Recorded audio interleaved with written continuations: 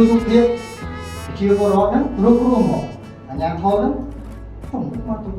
trai cái cô đó nó dùng lốp sắt và lốp mỏ này nhốt chia vào đó mà nè lúc đấy vài được để chó con chặt tiền là tăng bị nông nơi đôi chỉ là mặt cùng pin toàn thấy đây nó cứ con pin ra ao đó chỉ bằng cam giờ có những bao nhiêu thời gian thì là xa phong để nó chia một cái mong với thời gian đi DW.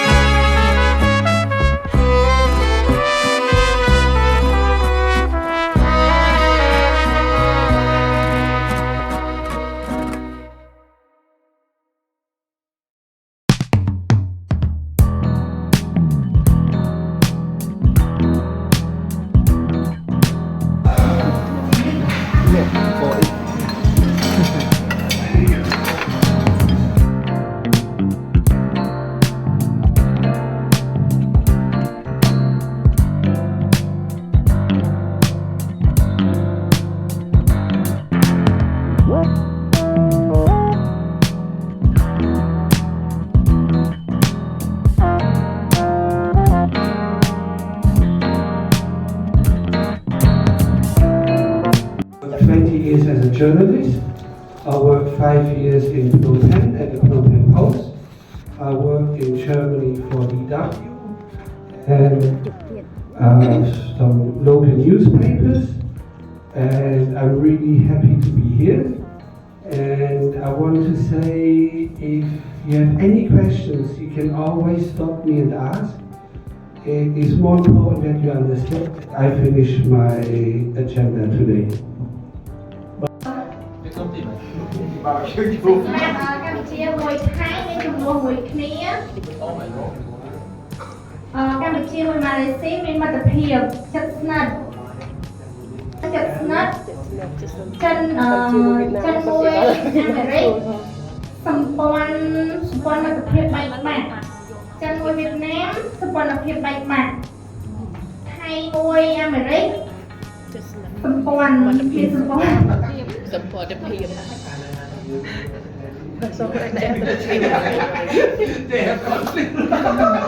แต่ถ้าองค์การสถานที่ทำที่แต่ประบ้านดู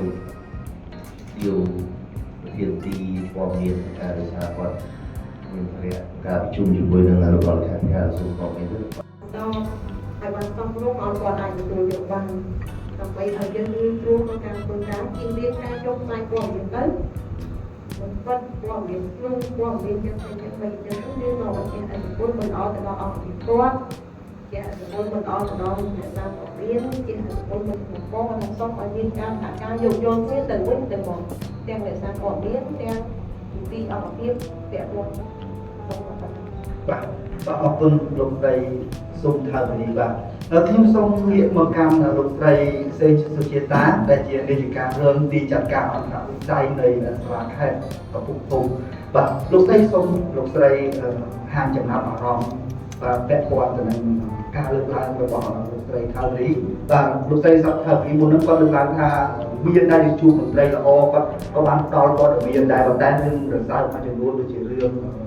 ដឹកឈើអីជាដើមយើងរាយការណ៍ទៅរដ្ឋការបញ្ហាមួយចំនួនយើងមានផលល្អច្រើនមកហើយតែផលមិនល្អមួយចំនួនដែលអ្នកសារព័ត៌មានតាក់ទងទៅ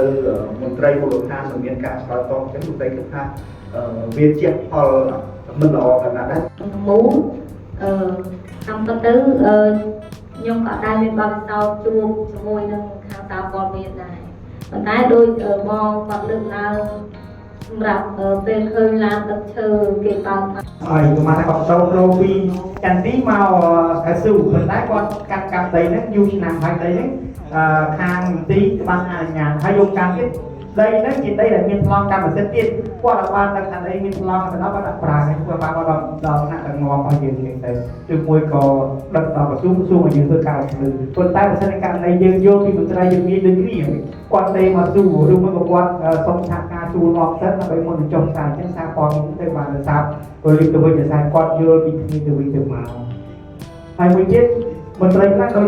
ខាងគាត់បង្ហាញពីតាមអញ្ចឹងពេលថាគាត់អត់មានជីវៈឬមួយក្រមសីលធម៌បាទសួរយើងចាក់ប្រតិយើងឆ្លើយដោយខាងពីដើមដែរហើយសួរថាម៉េចជាយើងឆ្លើយតែម្ដងប៉ុន្តែនៅពេលខ្លះសំណួរខ្លះគឺមន្ត្រីមិនអាចឆ្លើយផ្ទាល់ទៅនឹងសំណួរដែលគាត់ចំណិតសួរដែលនឹងបានឯពីពេលខ្លះការខ្លះមន្ត្រីមួយចំនួនក៏មានការងារអ្វីដែលត្រូវអាចប្រមាណថាដែលមិនជាថាបកស្រាយឲ្យអស់ពីអ្វីជំនាញដែលខ្លួនមានទាំងអស់ហ្នឹងឯងលោកថាតាំងតែងំពេលខ្លះចេញលើទៀតពេលខ្លះនៅក្នុងចំណុចនេះដែរគាត់ដាក់ព័ត៌មានមកខាងមន្ទីរពឹបប៉ុន្តែព័ត៌មានអត់ទៅដល់ក្រសួងបាទក្រសួងវាយមន្ទីរមកហើយឯងបានឯងមិនឆ្លើយតបទេប៉ុន្តែសំណួរទាំងអស់នេះមន្ទីរដឹងក្រោយក្រសួងនេះហេតុអីក៏មិនមានតំណែងនោះនេះដាក់មកមន្ទីរសិនទៅបាទប៉ុន្តែមួយទៀតដែរអាផលវិបាកនេះពិបាកក្នុងការតំណែងតំណងមន្ត្រីជំនាញហ្នឹងហើយ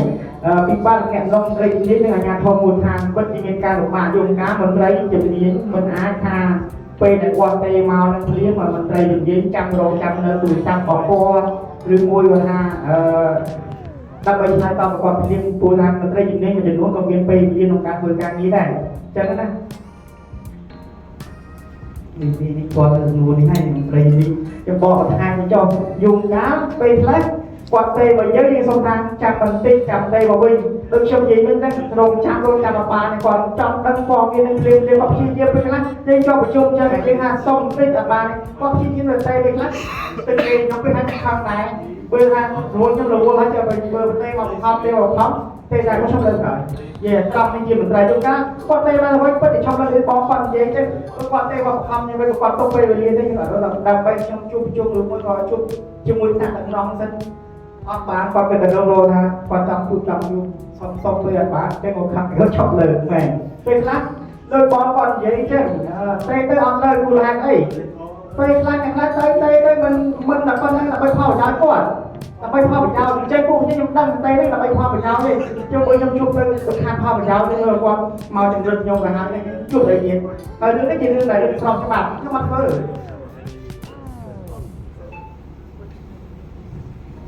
សភាចង់ជួបយើងមុខមន្ត្រីរបស់យើងដើម្បីឡាយទោះគាត់ត្រូវច្បាប់អត់បើសិនជាកាត់តែខ្ញុំមិនមានការយល់ខ្ញុំដឹងលក្ខណៈផ្លូវច្បាប់ទោះតែគាត់នឹងជាប់គុកអត់ជាប់ទោសទាន់អត់ជាប់ទោសទាន់ទីគាត់ដល់គាត់មុខមន្ត្រីខ្ញុំក៏គង់ទៅថប់ផ្លាកពីបរិស្ថានខ្ញុំចឹងហើយក៏បាត់ពងឡាយតែពេលខ្ញុំដល់ហាមគាត់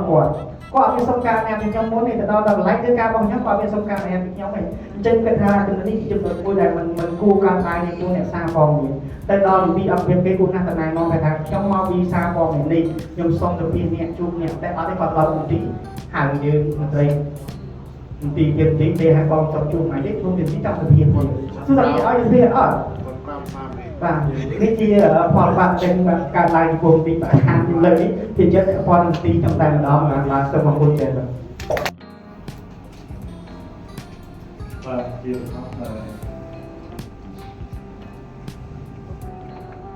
លោកស្រី